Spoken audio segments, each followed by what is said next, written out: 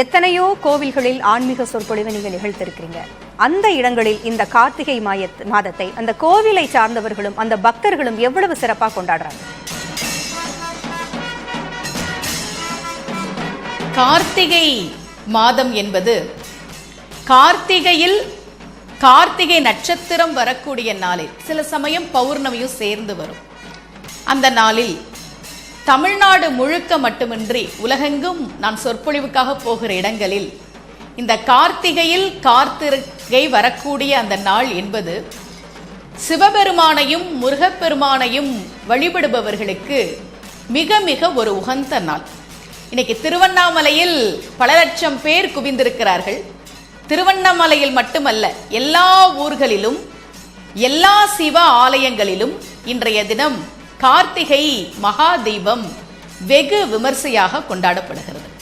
எங்க ஊர் திருச்சியிலையும் மலைக்கோட்டையிலே உச்சி பிள்ளையார் கோவில்ல கார்த்திகை தீபம் ஏற்றுறத பார்க்கலாம். நாங்களாம் சிறு பிள்ளைகளாக இருக்கிற போது மலைக்கோட்டையில தீபம் ஏற்றிய பிறகு வீடுகளில் தீபம் ஏற்றுகிற ஒரு வழக்கம் இருந்தது. இந்த மலைக்கோட்டையை பற்றி சொல்கிற போது அங்கே சிவபெருமான் தாயும் ஆன சுவாமியாக இருக்கிறார். எப்படி திருவண்ணாமலையில் அண்ணாமலையாராக இருக்கிறாரோ அதே போல திருச்சியில் அவர் தாயுமான சுவாமியாக இருக்கிறார். ஞானசம்பந்த பெருமான் அங்கே வருகிறார். அங்க ரொம்ப விசேஷம் யாருன்னா உச்சி பிள்ளையார். அப்பாவை பாட வந்த ஞானசம்பந்த பெருமான் மகன் ரொம்ப விசேஷமா இருக்கிறாரே, யானை முகத்தான் ரொம்ப விசேஷமா இருக்கிறாரே அப்படின்னு யானை யானை என்கிற வரிகள் வரும்படியாக சிவனை பாடியிருக்கிறார். நன்றுடையானை தீதில்லானை நரை வெள்ளேறு ஒன்றுடையானை உமையொரு பாகம் உடையானை சென்றடையாத திரு உடையானை சிராப்பள்ளி குன்றுடையானை கூற என் உள்ளம் குளிருமே என்று யானை யானை யானை என்று யானையை பாடுவது போல சிவபெருமானை ஞானசம்பந்தர் பாடிய ஸ்தலம் எங்க ஊர் திருச்சி தாயுமான சுவாமி கோவில். அதே போல மதுரையிலே சொக்கநாதராக சிவபெருமான் அருள்பாலிக்கிற அற்புதமான திருத்தலம். மதுரையில் இருக்கக்கூடிய எண்ணற்ற ஆலயங்கள், தென் தமிழகத்தில் இருக்கக்கூடிய எண்ணற்ற ஆலயங்கள், இங்கெல்லாம் கார்த்திகை மகா தீபம் என்பது மிக மிக வெகு விமர்சையாக கொண்டாடப்படக்கூடிய ஒரு விழா.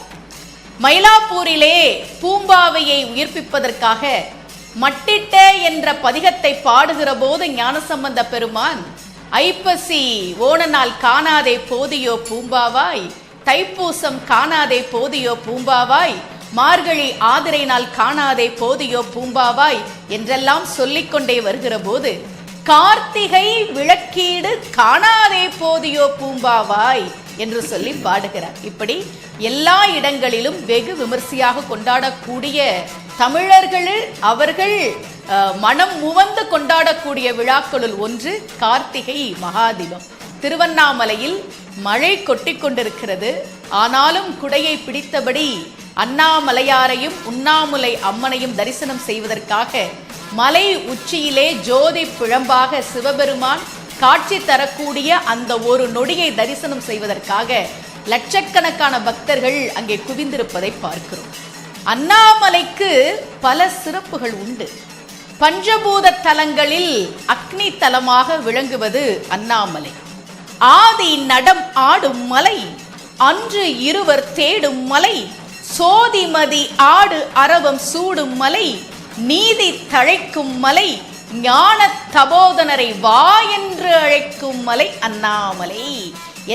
எத்தனையோ ஞானவான்கள் அங்கேதான் இருந்தார்கள். சேஷாத்ரி சுவாமிகளாக இருக்கட்டும், ரமண மகரிஷியாக இருக்கட்டும், யோகிராம் சுரத்குமாராக இருக்கட்டும், இன்றைக்கும் நம்ம அந்த கிரிவலம் வரக்கூடிய வழியிலே எத்தனையோ சித்தர்கள் இருப்பதாக நம்பப்படுகிற மண் அந்த திருவண்ணாமலை மண்.